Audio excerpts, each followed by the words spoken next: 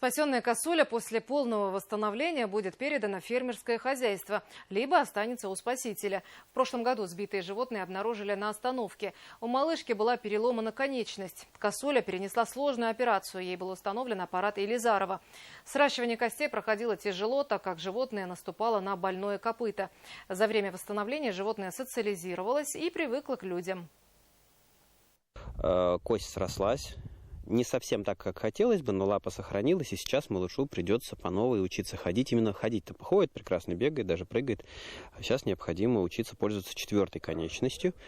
Речи о возврате в дикую природу нету. Вот сейчас малыша аккуратно попытаемся перевести в уличный вольер, и впоследствии будем ему искать место постоянного проживания, либо останется у нас, либо у кого-то на фермерском хозяйстве на постоянное пребывание. По словам руководителя Центра реабилитации, косули систематически попадают под колеса автомобилей. За полгода поступило более 30 сбитых животных. Дмитрий Стрельников спасает не только косуль. Под его попечением сейчас более 2 десятков диких животных. Среди них краснокнижники. Половина вернется в естественную среду.